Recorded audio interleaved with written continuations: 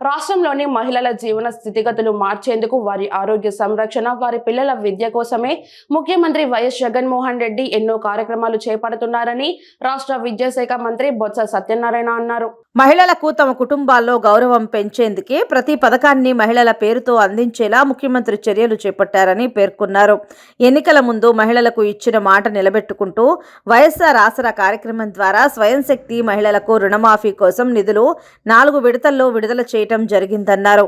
చీపురుపల్లి మండల స్థాయిలో వైఎస్ఆర్ ఆసరా 4వ విడత సంబరాల కార్యక్రమం స్థానిక కనక మహాలక్ష్మి అమ్మవారి ఆలయ మైదానంలో నిర్వహించారు. ఏదైతే మన గౌరవ ముఖ్యమంత్రి గారు జగన్మోహన్ రెడ్డి గారు ఎన్నికలప్పుడు పాదయాత్రగా ఇడుపులపై నుంచి ఇచ్చాపురం వరకు ఆయన పర్యటించినప్పుడు దారి పొడుగుతా ఏదైతే గ్రామాల్లో వచ్చిన మహిళలు మీరందరూ ఏ మాట అయితే ఆయనకి ఏ బాధ అయితే చెప్పుకున్నారో ఆ బాధలకి మరి దాన్ని తీర్చడానికి, ఆ ఇబ్బంది తొలగిపోవడానికి, మీరందరూ గౌరవంగా తలెత్తుకొని తిరగడానికి, మీకు ఏ కార్యక్రమం చేస్తే బాగుంటుందని ఆలోచన చేసి ఈ కార్యక్రమాన్ని రూపొందించారు.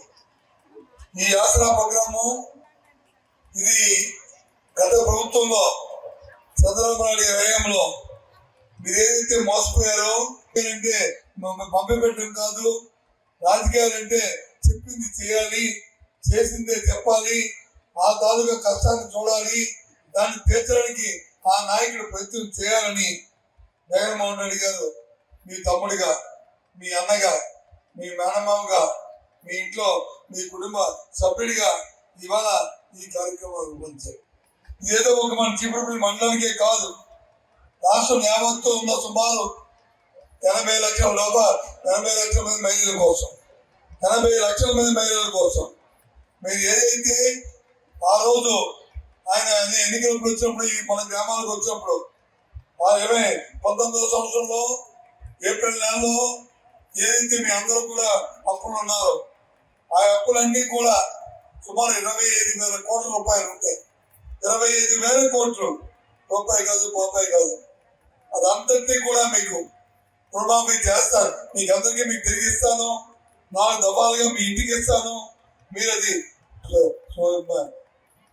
సొసైటీ గ్రూపుల్లో కట్టుకోండి, బ్యాంకుల్లో కట్టుకోండి, మీ అప్పులు తీర్చుకోండి అని చెప్పి ఆయన మాటించిన ప్రకారం ఇవాళ ఆయన 3 దఫాలుగా ఇంతకుముందు ఇచ్చి మళ్ళీ 1 దఫా మళ్ళీ మన జిల్లాకి ఈ రాష్ట్రానికి సుమారు 6,000 కోట్ల రూపాయలని ఈ రాష్ట్రంలో మీరు తెలిసారు. మనకి రాష్ట్ర ప్రభుత్వం మహిళల పట్ల చాలా ప్రాధాన్యత ఇస్తూ చాలా కార్యక్రమాలు మహిళల కోసము వాళ్ళ ఆర్థికంగా బలోపేతం మాత్రమే కాకుండా ఇంట్లో కానీ సమాజంలో కానీ వాళ్ళకి ఒక మనోధైర్యాన్ని కల్పించేలాగా చాలా కార్యక్రమాలు రాష్ట్ర ప్రభుత్వం చేస్తుంది.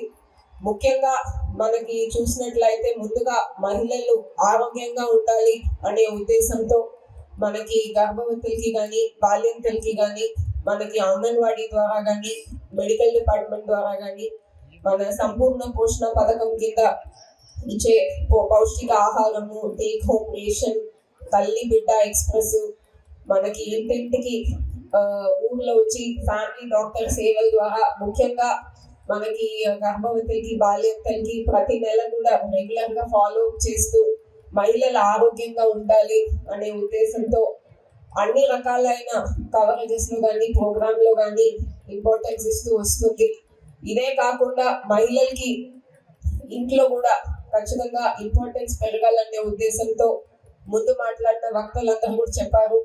మనకి ఏ స్కీమ్ అన్నా ఇంట్లో మహిళలకే ఖాతాలో జమ అయ్యేటట్టు కూడా చేయడం జరిగింది.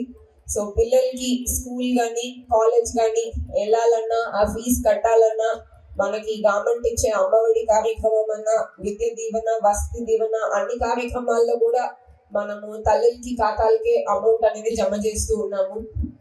ఇదే కాకుండా మనకి మహిళల భద్రత కోసం కూడా దిశ చట్టంని తీసుకొచ్చి దిశకి ఉమెన్ పోలీస్ స్టేషన్స్ విడిగా వింగ్స్ ఏర్పాటు చేసి మహిళల పట్ల భద్రత కల్పించడానికి కూడా చాలా స్టెప్స్ తీసుకోవడం జరిగింది. మహిళలు వాళ్ళ ద్వారా మిగతా వాళ్ళకి ఉపాధి కల్పనలో కానీ ప్రోత్సహించాలనే ఉద్దేశంతో మనకి ముందుగా ఆసరా కింద పాత బకాయిలన్నీ కూడా 4 విడతల్లో చెల్లించాము. మన జిల్లాలో కూడా మొత్తం దాదాపు 36,500 సంఘాల్లో 3.92 లక్షల మహిళలకి వాళ్ళ ఖాతాల్లో 4 విడతల్లో 1,006 కోట్ల రూపాయలు జమ చేయడం జరిగింది.